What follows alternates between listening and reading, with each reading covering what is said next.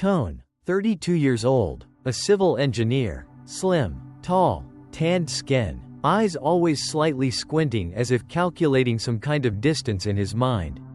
He lived in Hanoi, freelancing for land surveying projects, topographic mapping, and occasionally ventured deep into the mountains and unexplored regions to prepare pre-construction reports. Until now, Tone had never believed in ghosts. Or more precisely, he believed everything had a reason, from wind howling through rock crevices to human-like shadows in the fog. It wasn't easy to shake him. But perhaps, things began to change after his trip to Bach Phuc, a white cliff deep in the mountains of Tuy Quang province. A place the locals called the Ghost's Back, and for more than 20 years, no one had dared to go near.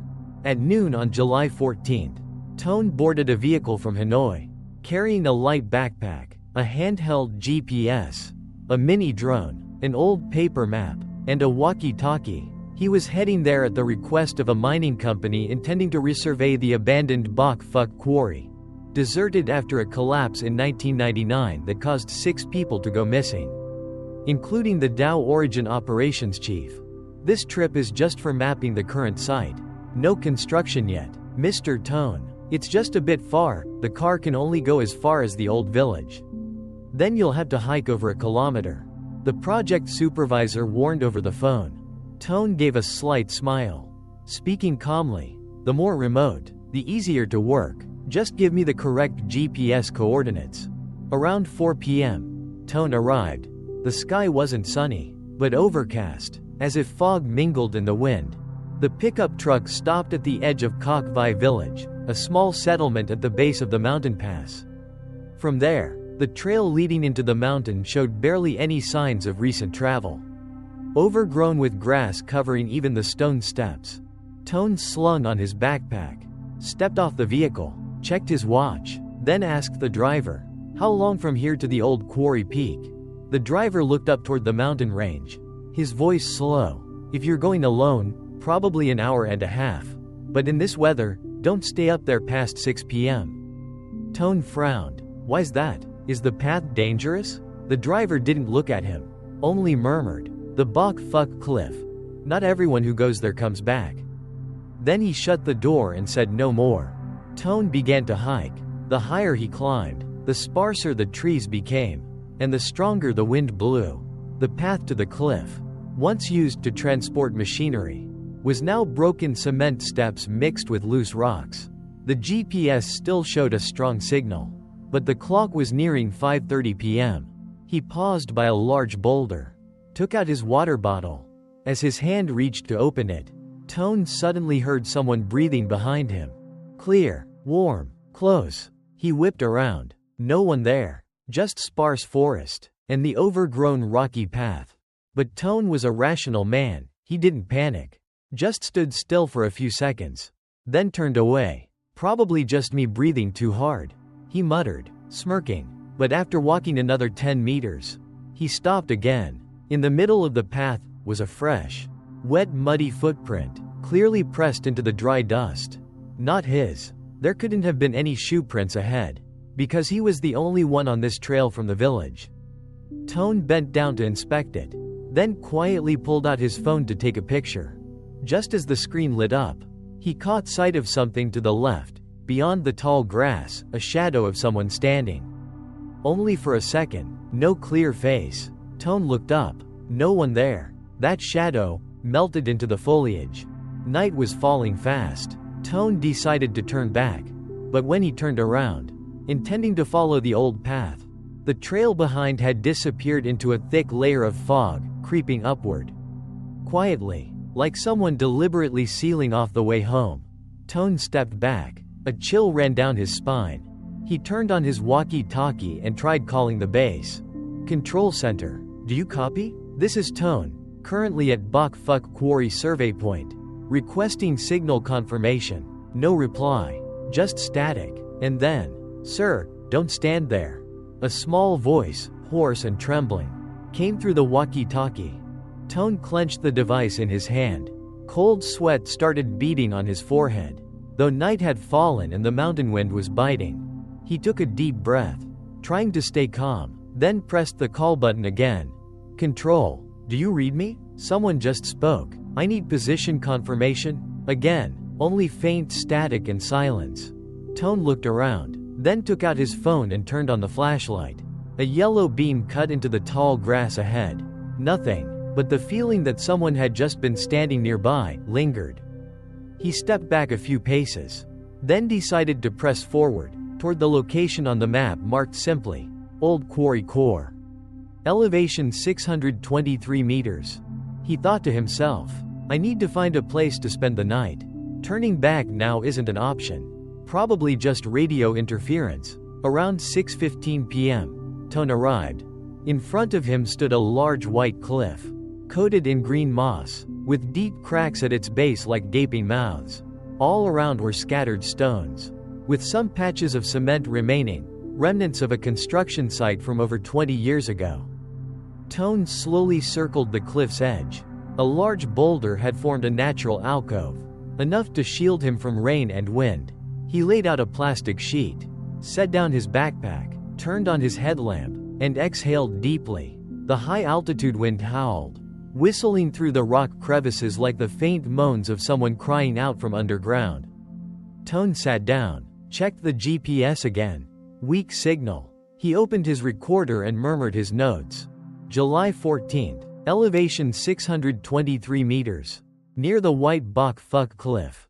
Geological condition stable, with several base cracks between 3 to 5 meters deep. Strong winds. Temperature 21 degrees. At that moment, the walkie-talkie made a soft click and turned on. No one had pressed the button. Startled, Tone looked over. From the speaker, a young girl's voice came through. Soft and fragmented. Did you bring a light? Tone instantly reached over and turned it off. But his headlamp also flickered out right after. In complete darkness, all he could hear was the wind and a faint breath right behind him. He jumped up, voice shaky but clear. Who's there? No answer. Tone reached into his sleeve for a backup flashlight and turned it on. The beam was dim but enough to see. On the rock wall behind him, there was a clawed scratch mark shaped like a handprint. Long, with black moss like dried blood. And below it, a small footprint, pressed into the moist soil, with no tracks leading to or from it. Just one print, as if someone had stepped straight out of the rock. Near midnight, it began to drizzle. Tone lay close against the rock wall, covering himself with a makeshift jacket. But even with his eyes closed, he couldn't sleep. Every time the wind howled hard, he could hear whispers slipping through the gusts. Very faint, very close. Don't sleep here. The rain reveals the marks. They'll find out again. Tone opened his eyes, cold sweat clinging to his forehead. He sat up, looking out through the rock crevice. The rain had started falling harder. The night shimmered with water. But in the darkness, he saw a light. A small yellow glow, like an oil lamp, moving from a crevice on the left. Slowly heading toward the old quarry. Tone leaned forward, shouting loudly, "Who's there? Is anyone out there?" The light froze, then went out abruptly.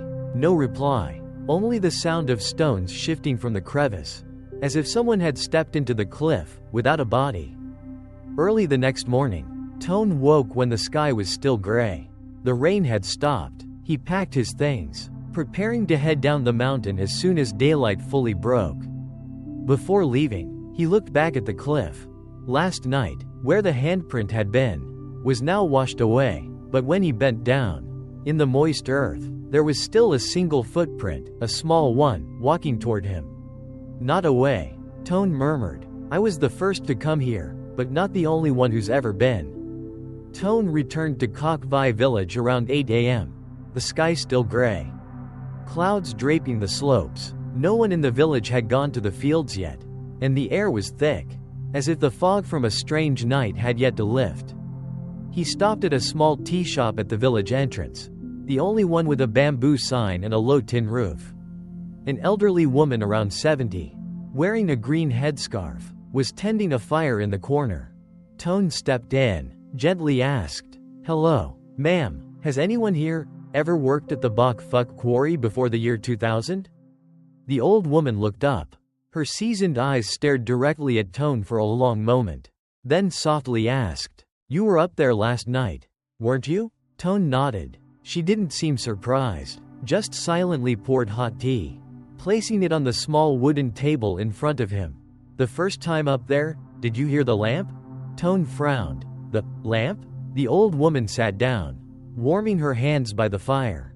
Voice slow. "The oil lamp. It doesn't make much sound. But when someone gets lost in the mountains, it shows up." Tone swallowed hard. He recounted the glowing light he saw moving through the night, and the whisper from the walkie-talkie. The old woman nodded slightly, her eyes sinking as if recalling something very old. "It was Nii." Tone leaned in closer. "Who?" She poured more tea, her hands slightly trembling. "The youngest daughter of the quarry camp chief. She worked the night shift in the kitchen. In 1999, when the quarry collapsed, they never found her body. But some people said, 3 nights before that, they saw her, holding a lamp near the rock crevice. She didn't move, didn't speak, just stared at the white cliff." Tone tightened his grip around the teacup. "So, she went missing?" The old woman nodded. "No one dug her out. No blood, no clothes. But since then, anyone who goes there in July often sees the lamp." Tone stayed silent. She continued, "She's gentle, not a ghost or demon. She just doesn't know the way back." A brief silence fell between them. Then she gently asked, "You stayed there overnight by yourself?" Tone replied, "I didn't have a choice. It was dark and foggy. So I had to take shelter in the rock alcove." She nodded lightly, eyes full of concern. "Be careful. Anyone who sees her lamp often has to return." Tone furrowed his brow. "Why?" The old woman didn't answer. She just pushed the teacup closer to him, then looked out the shop door, where the mist was slowly drifting in like thin smoke. Her voice very soft. "If she remembers someone, she keeps them. But she doesn't know how to speak, only how to shine the lamp." That afternoon, Tone decided to search for the records of the Bach Phuc quarry collapse in 1999. He went to the old commune office, where there was a small archive room, damp and dusty. After more than 2 hours of digging, he found a faded folder, labeled on the cover, Bach Phuc Quarry Incident 14.07.1999 inches. The last page of the file listed the missing persons. Number 6. Luong T. Nhi Kitchen Duty, Night Shift 2. July 13 to 14. Under the notes section was a line written in red ink. "No body. Completely missing." Tone closed the folder, leaning back against the wall. Each detail began to connect. The whisper, "Did you bring a light?" The single footprint pressed in front of where he slept. The glowing light like an oil lamp in the misty dark. And the girl, standing 3 nights in a row by the white cliff, leaving not a word behind. By dusk, before leaving the commune post, a young officer called Tone back, quietly asking, "Are you Mr. Tone? I saw you asking about the quarry earlier." Tone turned back and nodded. "Yes, I'm surveying the geology of that area. Is something wrong?" The officer handed him a folded note, speaking in a low voice. "I found this last month while cleaning the old storage. Didn't dare throw it away." Tone opened it. It was a yellowed scrap of paper. The handwriting crooked like someone had written it hurriedly in the night. "If anyone sees the lamp, don't avoid it. She won't harm you. She just thinks she's still doing her kitchen shift like every day." At the bottom corner was a faded signature, TH. Tone asked, "Who is this H?" The officer replied softly, "Probably Mr. Trong Han. He used to be the operations chief. Died in 2003. Hung himself in the warehouse at the base of the quarry."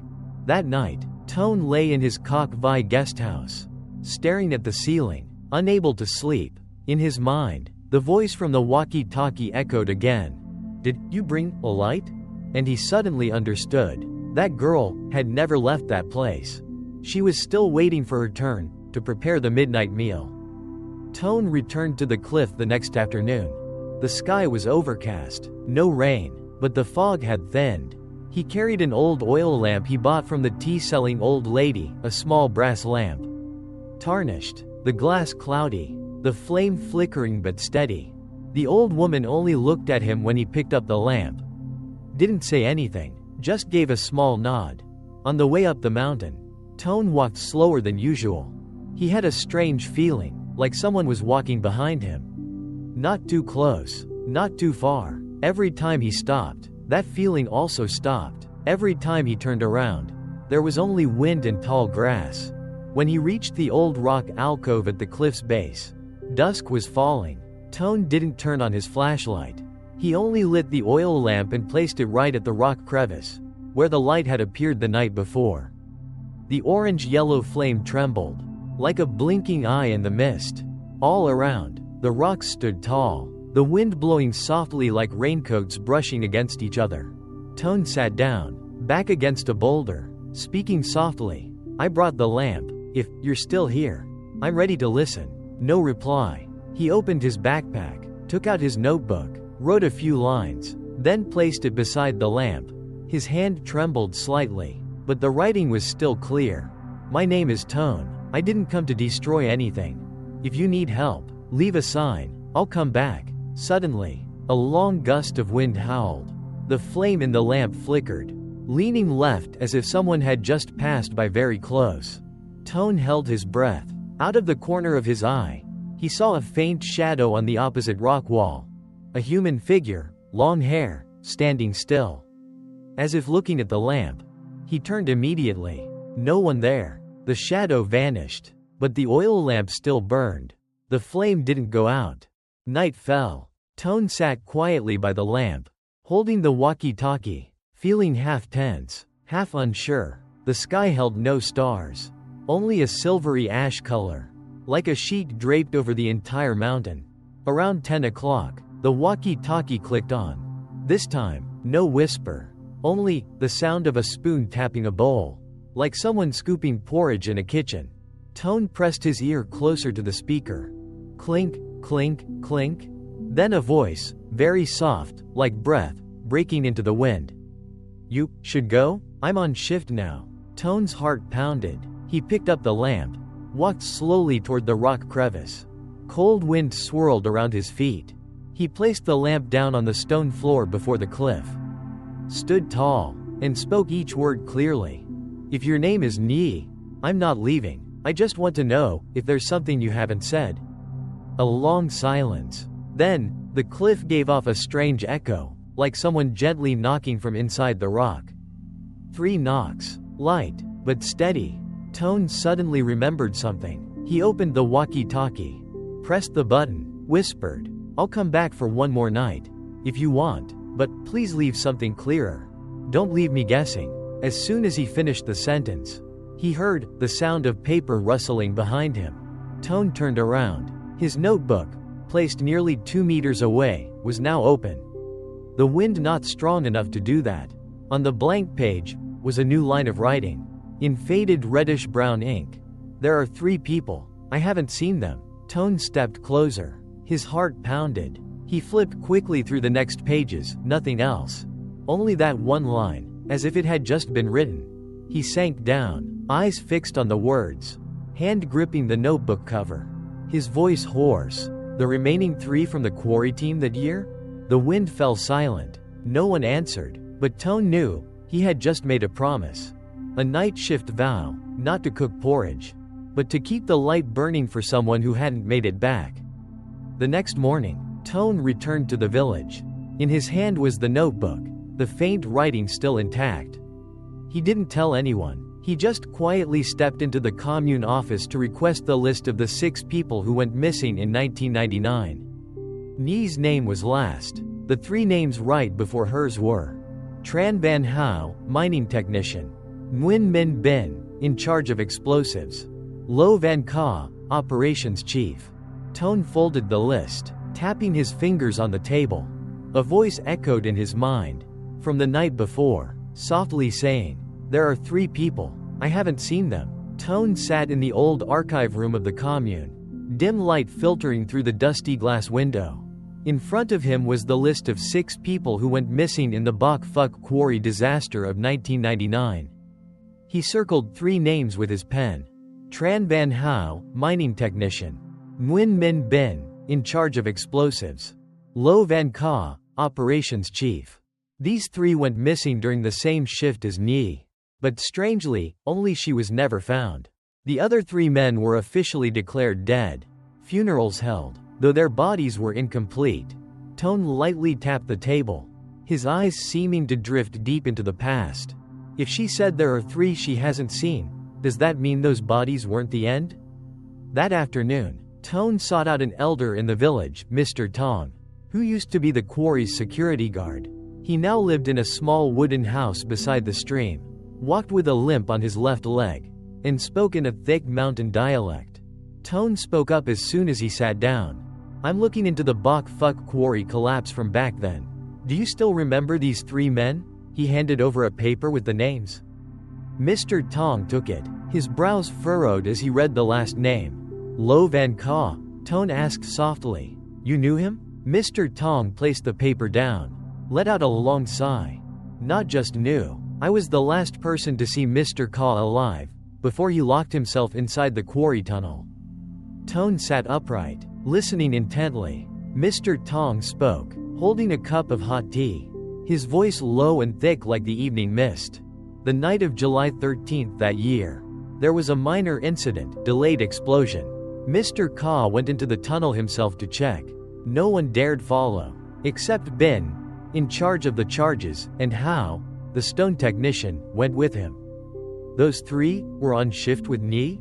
Mr. Tong nodded. Yes, but strangely, the next morning, no one came out of the tunnel. When they went in, they found part of the tunnel collapsed, but only bones, blood-stained clothing, no heads, not enough to identify. And Nhi? He shook his head. Nothing. Some said she escaped but lost her mind. Others said she was dragged into the crevice.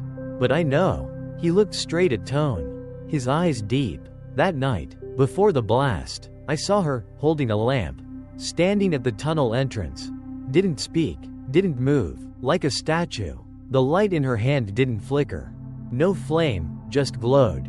Tone whispered. She was waiting. Mr. Tong slowly nodded. Maybe. That night, Tone returned to the rock alcove at the cliff base.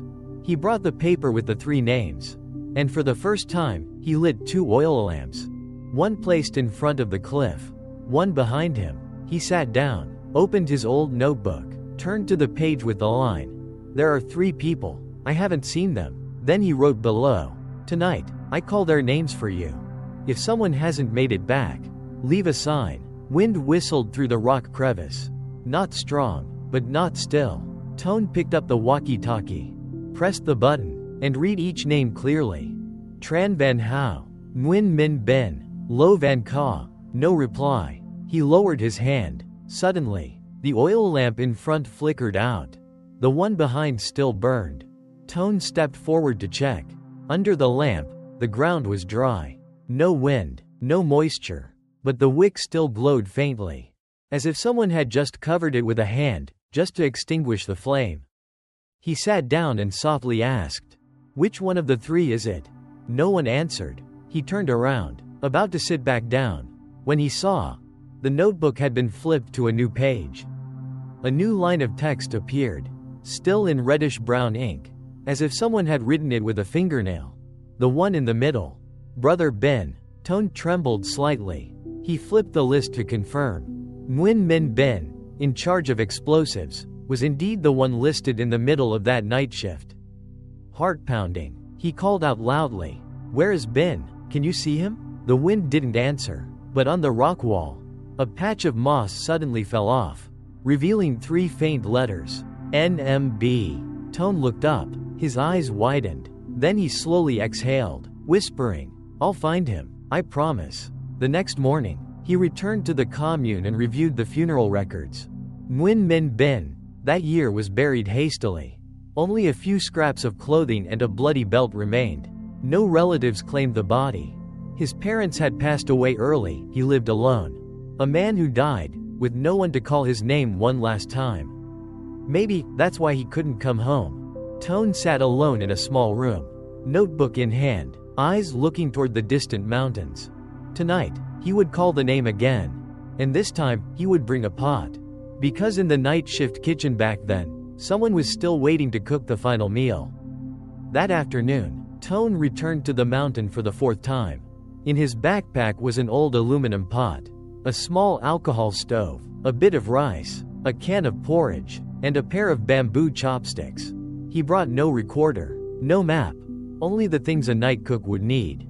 On his shoulder was the oil lamp that the old woman from the village had carefully cleaned. Its glass clear, its wick newly replaced. Before he set off, the old woman held his hand, her voice raspy and low. "This flame, you must keep it burning until someone arrives." Tone nodded. "I understand, I won't let it go out again." She said nothing more, but in those seasoned eyes, Tone could clearly feel this was no longer just an ordinary survey hike. Dusk fell as he reached the cliff.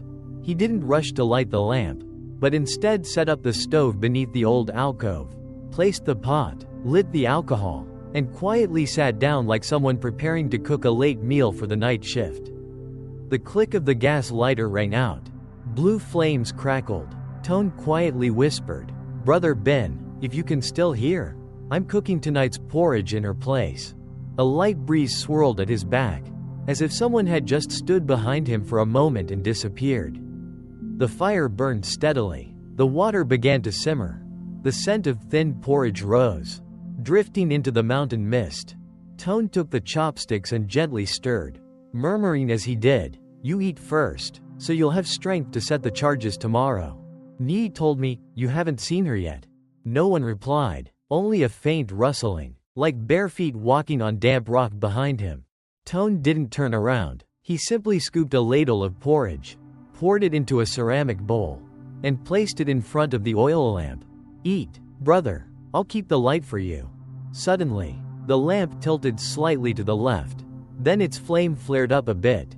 For no reason, Tone looked up. He saw, on the cliff wall, a dark smudge appeared, shaped like a human hand, faint, like soot from a kitchen, but clearly 5 fingers. And on the ground, beside the bowl of porridge, was a pair of old rubber sandals, covered in stone dust, which Tone was sure he hadn't brought. He stood frozen, eyes fixed on the handprint on the rock. Moments later, from the walkie-talkie hanging beside his backpack, a voice spoke. "Thank you, she's still waiting." Tone rushed over, grabbed the walkie-talkie, but the signal vanished immediately after. In that moment, the oil lamp still glowed brightly, and the bowl of porridge was half empty. Tone slowly sat down again, his voice lower. "Brother Ben, if there's anything you haven't said to her, I can help." A long breath of wind blew from the crevice, sounding like a man sighing. And then, the lamp's flame gradually dimmed. Not out, just low, like someone on shift had just finished their meal, stood up, and left. The next morning, Tone returned to the village with the old rubber sandals in hand. He brought them to Mr. Tong's house, placed them on the ground, and asked, "Have you ever seen anyone wear these before?" Mr. Tong bent down, looked carefully, then exhaled softly. "These are Bin's sandals. He was the only one who wore this kind." Tone nodded. He opened his notebook and wrote the final line. Brother Bin finished his night meal. The lamp didn't go out. The flame still burns. Someone passed through. That night, Tone lay in the guest house without turning on the lights. He held the notebook in his arms, staring into the darkness outside the porch. The night wind blew softly. In the distance, there was a faint metallic clinking, like someone stirring porridge with a tin spoon. And in Tone's heart, he knew. One had returned. 2 names remained. Tone woke to a chilly, damp morning, white mist covering the dirt path leading up the village slope. In his head, the walkie-talkie's voice from the night before still echoed. "Thank you, she's still waiting." He stood by the window, holding a cup of hot tea, eyes gazing toward the mountain. Something tugged at him, like an invisible thread pulling him toward the past. The next name on the list was Tran Van Hao, mining technician. In the afternoon, Tone went to the old warehouse near the back of the mountain, where explosives had been stored in 1999. He asked permission from the commune's management to inspect the walls. An older staff member led him in, opening the door while explaining, "This warehouse hasn't been used in ages. After the explosion, they removed all the explosives. Only the concrete walls remain." Tone nodded, stepping inside. The smell of mildew and rust hit immediately.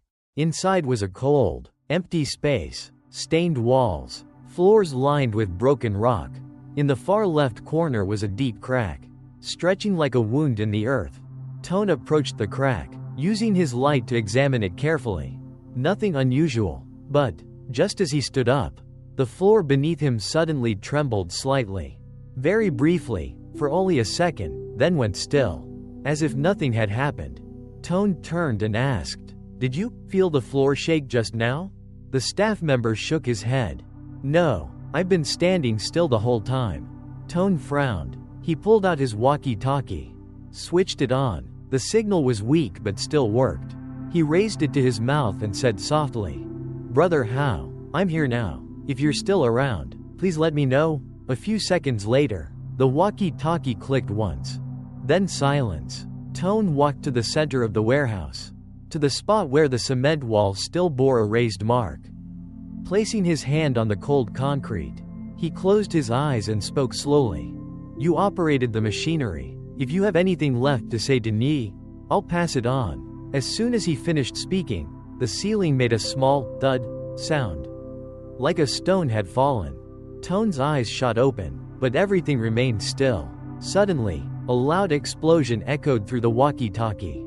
Boom. Very real. Very close. As if someone had just detonated a charge underground.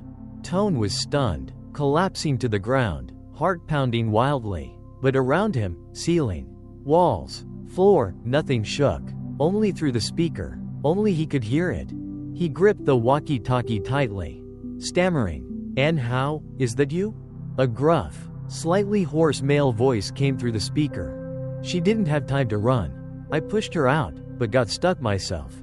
Tone froze. "You mean, me?" The voice replied, each word slow and deliberate. "She was afraid of the blast. I knew that. I pushed her out of the tunnel mouth, but didn't make it back." Tone choked up. "You died shielding her?" No answer. Only the soft sizzle of a fuse being lit. Then silence. Tone opened his notebook, flipped to a blank page, and wrote, "Anne Howe. Died in the explosion. Body never found. Confirmed via walkie-talkie. Sacrificed himself to save me." Just as he put the pen down, a cold breeze brushed the back of his neck.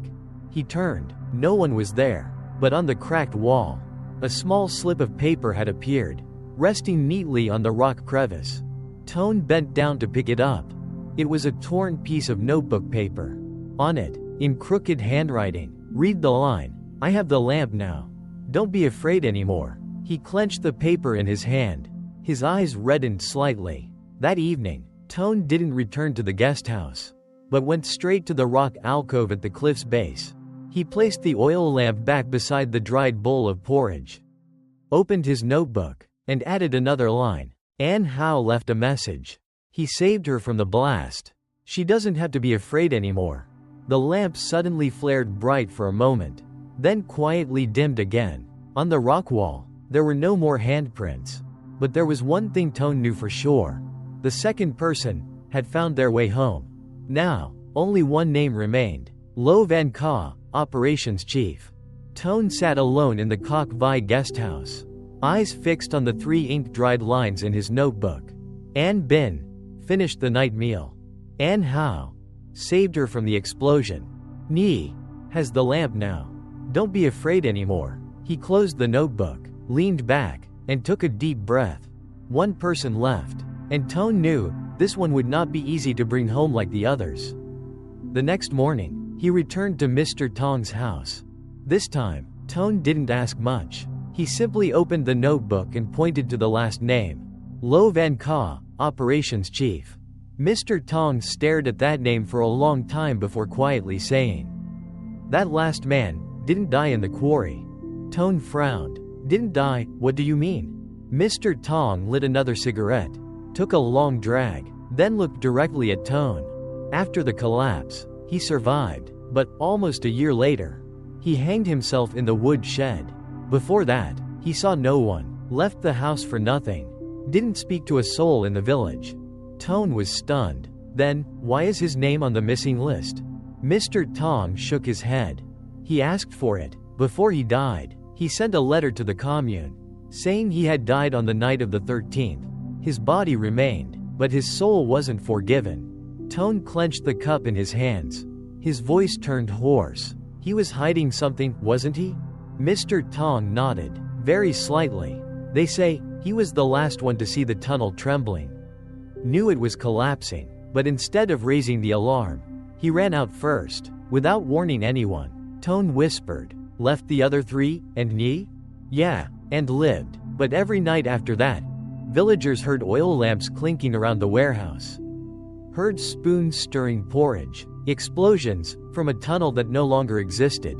Tone looked out at the mist-covered dirt road outside the window. He was tormented. Not just tormented. He locked himself away, then chose to die on the exact day 1 year after the collapse. Mr. Tong paused for a moment, then spoke as if exhaling. Since then, no one dares light a lamp in the old warehouse. That night, Tone brought the oil lamp straight to the old wooden shed, where Mr. Ka had hanged himself. The cabin stood alone, over a kilometer from the village, nestled at the foot of the mountain. Its roof partially collapsed, planks warped from rain and wind. Tone pushed the door open, which creaked like it was groaning.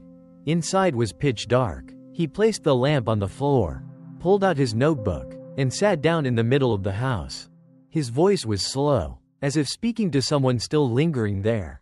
Mr. Ka, I'm not here to ask why. I came, because someone is still waiting for your last words.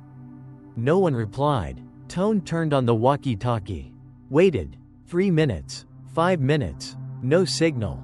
But just as he was about to stand, the lamp suddenly tilted. And a thunk echoed from the ceiling beam. He looked up. On the beam was an old rope, tied into a loop, half frayed. Tone stepped closer, and the floor beneath him creaked, as if someone had just walked across. He stood still, holding his breath. Then, the walkie-talkie let out a shrill screech. Not a human voice, but the sound of someone screaming from deep in their throat. Wordless, Tone pressed and held the button, shouting, Mr. Ka, Nyi doesn't blame you. The other two aren't angry either. They have already gone home. Silence. Then the sound of glass breaking. The oil lamp had tipped over. The glass shattered. The fire hadn't spread, but the oil was leaking onto the wooden floor. Tone knelt to pick the lamp up. In that moment, a trembling whisper echoed by his ear. I don't dare go home. Tone froze, heart pounding. He slowly replied, no one's forcing you to go. But she's still waiting. She can't leave if you haven't forgiven yourself. No reply. But from the ceiling beam, a thin piece of paper drifted down, floating lightly through the lamplight. Tone picked it up. It was an old administrative form, with a faded red stamp. On the back, a line written clearly in black ink. If the lamp is still burning, I ask permission to return one last time. Tone folded the paper, exhaled. He pulled out a fresh sheet from his notebook and wrote, Mr. Ka is not ready, but he has asked for permission. The lamp burns. The porridge is cold. The one who waits is still there. That night, Tone returned to the cliff one final time, placed the repaired lamp back, and sat waiting until nearly midnight. No one appeared, no shadow, no voice, only a whisper drifting down from the mountain mist above. One last time, then I'll return. Tone woke in a gray morning. On the old wooden table, the oil lamp still flickered faintly, with only a thin layer of oil left at the bottom. He looked at the thick notebook, flipped to the most recent page, and reread the final line. If the lamp is still burning, I ask permission to return one last time. Tone closed the book, then stood up. Today would be the final journey up the mountain. At midday, Tone went to the tea-selling old woman's house, the one who had lived by the quarry since she was young. She was tending the fire, boiling ginger water, her hands trembling slightly, but her eyes still sharp. He began, I want to go to the old tunnel's side entrance, the western path, behind the thorny bamboo grove. The old woman looked up. Her eyes lingered on Tone's face for a long time. After a moment, she silently stood up and slowly said, Since that incident, no one's dared to go there. But if you truly must, go early, before the mountain fog settles. Tone bowed his head. Thank you. And, I want you to come with me. If possible. She didn't reply right away. But in her eyes, Tone knew, she had been waiting for this moment for a very long time. They began climbing at 3 in the afternoon. The trail toward the western side of the quarry was almost completely overgrown. Thorny bamboo scratched Tone's sleeves every time he pushed through. The old woman followed behind, holding a bundle of unlit incense, carefully watching each stone along the way. There used to be 2 tunnel entrances. She said slowly, one main, one auxiliary. The auxiliary was small, only opened during heavy rains or emergencies. That day, it didn't open in time. Tone looked back. You've been this way before? She nodded slightly. I was the one who brought them porridge every morning. Once, Nee asked me, if we don't make it out in time. Does anyone know the way back there? Tone tightened his backpack straps. His heart felt heavier, as if someone was sitting on his chest. After nearly an hour, they arrived at a moss-covered rock wall. The old woman pointed to a dip between 2 large stones. There, the exit, now buried under earth and rock. But, she sat down, taking a long breath. Every year, on the night of the 15th lunar month, I still see flickering lights in that crevice. Like someone inside, holding a lamp and unable to find the way out. Tone stayed silent for a long time. Then he took out the last oil lamp, placed it before the rock wall, and lit it. He didn't say anything more, only turned on the walkie-talkie and lit the 3 incense sticks the old woman had brought. The scent of incense blended with mountain mist, dissolving into the wind, and then, a voice, very soft, came through the walkie-talkie. I see the lamp now. Tone brought the walkie-talkie close to his mouth, voice trembling. Nee, is that you? The voice spoke very slowly, like from a soul that had waited too long. The lamp burns, the porridge is cold, the call has been heard enough. Tone held his breath, asked gently, is there anything you haven't said? A long silence. Then, I don't blame anyone, I only wanted, for someone to keep the lamp lit through that night shift. So no one would be left behind.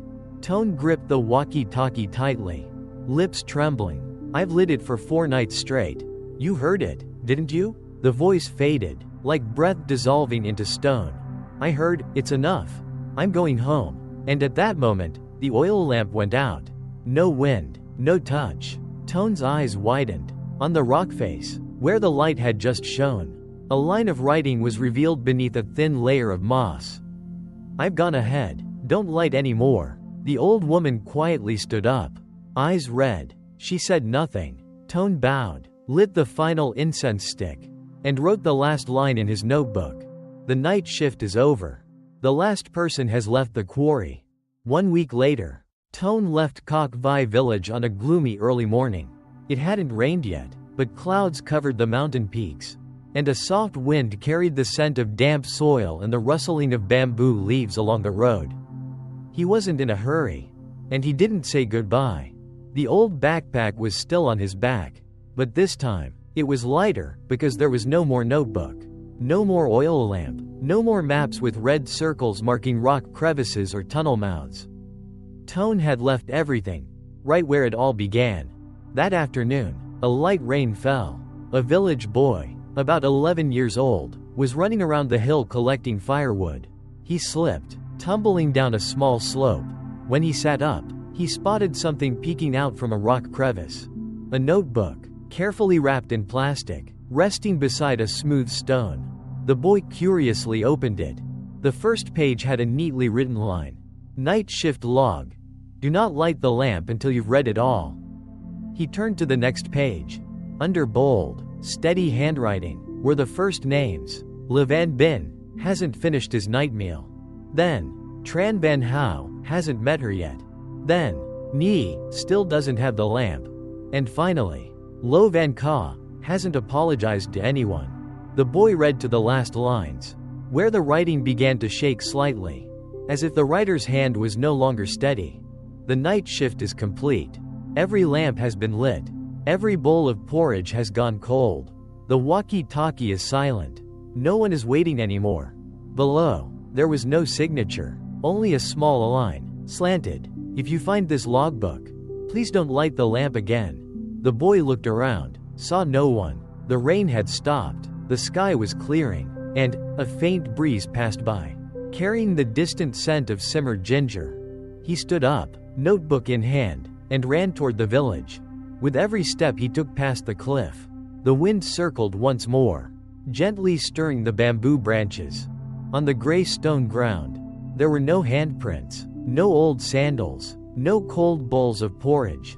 Only a single empty oil lamp, standing upright on the smoothest rock, its wick completely burned, but its glass still shining.